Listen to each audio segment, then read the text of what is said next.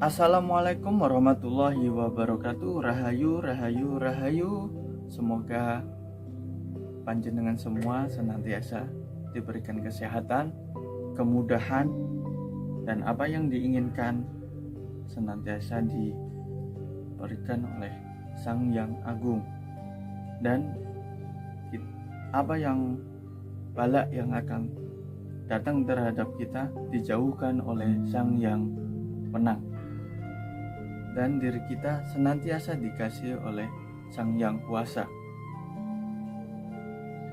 Gusti niku ageng, nggih. Tuhan itu punya adil, punya kekuasaan di dalam diri kita. Kedekatan secara rohani akan memengaruhi terhadap keimanan kita terhadap Tuhan yang Maha Esa. Oleh karenanya, pendekatan secara spiritual harus dilakukan supaya kita menjadi pribadi yang lebih baik, mempunyai keimanan yang baik, dan mempunyai sudut pandang tentang ketuhanan yang sangat luas.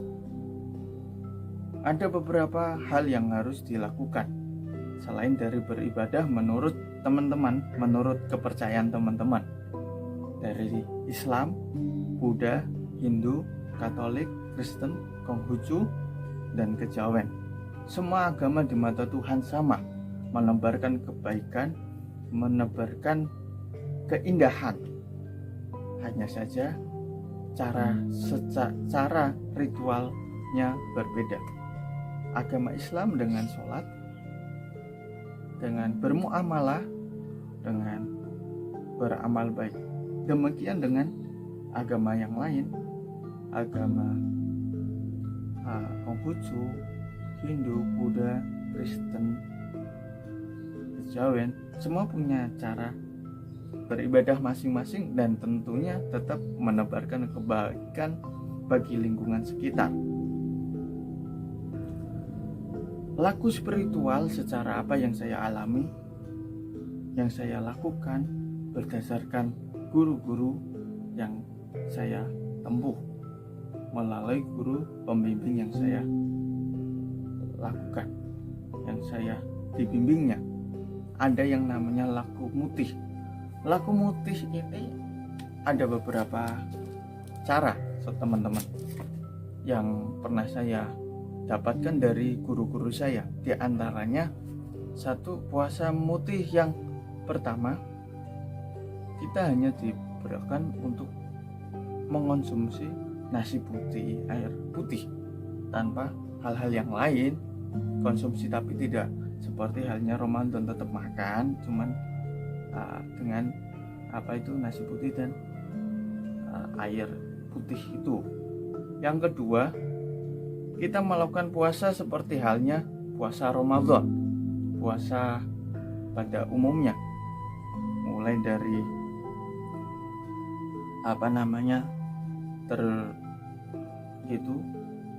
terbitnya matahari hingga terbenamnya matahari. Akan tetapi kita mengonsumsinya hanya nasi putih dan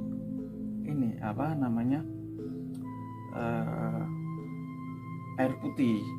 Ada pula yang ditambah dengan garam, ada. Tergantung guru yang Anda temui seperti apa. Semua punya dasar, semua punya sanad, semua benar semua, tidak ada yang salah. Ada yang tergantung jumlah hari ya. Kalau hari pertama itu nanti 1 kepel, hari kedua itu 2 kepel, sampai seterusnya tergantung jumlah puasa yang kalian lakukan. Kemudian untuk manfaat sendiri berbagai macam, tergantung guru yang menyuruh panjenengan semua. Untuk lebih singkatnya atau lebih dominannya, manfaat dari ini adalah untuk memperkuat spiritual kita terhadap Tuhan dengan rasa prihatin kita, sebagaimana Tuhan untuk mencukupkan kebutuhan kita. Nah, itu meyakini Tuhan mencukupkan kebutuhan kita itu dilalui dengan laku prihatin. Lalu ada manfaat itu yang kedua, untuk memperkokoh ini menjaga organ daripada tubuh kita supaya lebih stabil, terhindar dari berbagai macam penyakit. Nah, ada yang laku pasamuti ini dengan keilmuan untuk menggapai manfaat fadilah dari amalan yang kita baca. Ada yang untuk ini mengimbangi tirakat laku prihatin untuk melakukan yang namanya pengaktifan kakang kawah adi hari-hari papat sedulur papat limo pancar saudara. Karena diri kita ini ada teman, ada saudara yang bersama kita sejak lahir, sudah ada di kandungan. Lalu kemudian ada yang namanya puasa ngerawat. Puasa ngerawat nih kenapa nggih? Puasa ngerawat itu salah satu dari laku prihatin juga. Akan tetapi puasanya sama seperti dengan halnya puasa Ramadan itu. Cuman pengonsumsiannya umbi-umbian, segala sesuatu yang berada di dalam tanah seperti umbi-umbian, lalu wortel dan lain sebagainya. Untuk manfaat sendiri tergantung apa yang kalian ingin, yang diarahkan dari guru spiritual panjenengan semua, tergantung ya, dan apa yang jenengan amalkan juga. Lalu ada puasa ngalong. Puasa ngalong adalah puasa yang kita ini tidak berada di tanah, dalam arti tidak mengapak tanah, tetapi ada di atas seperti pohon, dan makannya yang diperkenankan untuk dimakan adalah makanan yang ada di pohon juga, seperti mungkin ada mangga yang ada di atas, apel dan lain sebagainya. Lalu ada yang namanya puasa ngebleng ya, ini amat sangat sulit. Puasa ngebleng ini biasanya penutup dari semua puasa. Biasanya yang sering saya temui sih dengan puasa putih itu, nanti penutupnya di hari terakhir kita tidak boleh berbuka, melainkan dilanjutkan dengan ngebleng, tidak boleh tidur. Itu tidak boleh tidur sampai nanti fajar, baru kita boleh tidur dan makan. Nah, itu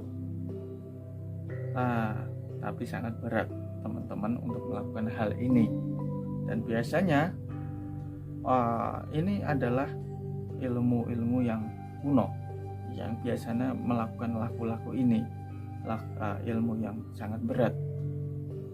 Akan tetapi jangan kalian lakukan jika kalian tidak punya guru spiritual. Lakukanlah apa yang diperintahkan guru spiritual Anda untuk menggapai keilmuan yang sempurna. Dan masih ada hal-hal puasa yang lain, ada kungku, bukan puasa sih, tapi laku prihatin. Laku prihatin kungkum berada di air, tergantung jumlah harinya, tapi kebanyakan sih paling berapa menit aja. Tapi ada juga yang sampai 41 hari melakukan ini kungkum. Lakunya tergantung dari guru spiritual panjenengan semua. Sebagai semua rangkaian spiritual itu dilakukan untuk menggali potensi spiritual ketuhanan Anda yang ada di dalam diri Anda. Akan tetapi jika ada hadiah dalam arti hal-hal lain yang panjenengan dapat ketika spiritual, melakukan perjalanan spiritual itu bukan karena perjalanan Anda, tapi itu buah dari perjalanan Anda yang diberikan Tuhan yang Maha Esa atas kesungguhan Anda melakukan perjalanan spiritual itu untuk mendekatkan diri Anda terhadap Tuhan yang Maha Esa. Ya. Jadi niat itu penting teman-teman. Jangan sampai keliru dalam melakukan perjalanan spiritual itu. Nah, ketika Anda sudah mempunyai pondasi yang kuat, maka akan terbentuknya jiwa spiritual sejati. Jiwa spiritual yang indah, nyaman tanpa meninggalkan keesaan Tuhan. Perlu digarisbawahi bahwa semua di alam ini yang bergerak, yang mengisi kehidupan ini itu karena kehendaknya. Begitu juga dengan kemampuan yang Anda miliki setelah melakukan perjalanan spiritual itu atas kehendak Tuhan, dan lakukanlah dan tebarkanlah kemanfaatan bagi sesama makhluk ciptaan Tuhan.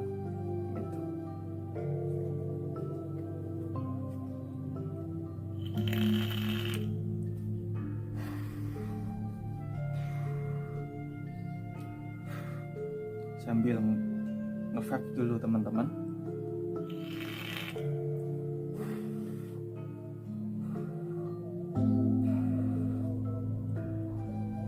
Kenapa laku prihatin itu penting? Ya, karena jiwa kita ini perlu digembleng, perlu kalau besi itu ditempa supaya kokoh.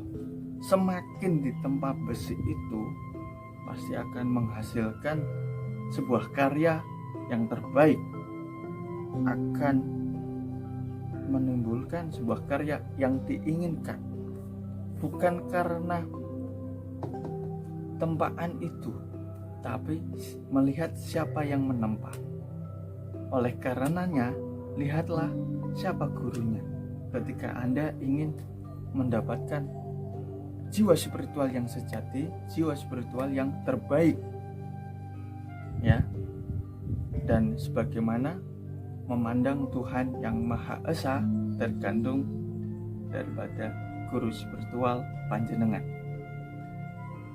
Semua langkah spiritual ini dilakukan semata-mata karena Tuhan yang Maha Esa, bukan karena ingin mendapatkan kedikdayaan, bukan karena ingin mendapatkan keilmuan yang luar biasa. Ini hadiah saja, bukan semata-mata karena ini tujuan utama, bukan teman-teman. Karena apa yang nanti panjenengan dapat itu asalnya dari Tuhan, bukan dari laku spiritual panjenengan. Laku spiritual panjenengan hanya proses, hanya media untuk mendekatkan diri terhadap Tuhan yang Maha Esa, di samping dengan dibimbing oleh guru-guru yang profesional dalam bidangnya. Semoga bermanfaat. Salam Rahayu, Rahayu, Rahayu.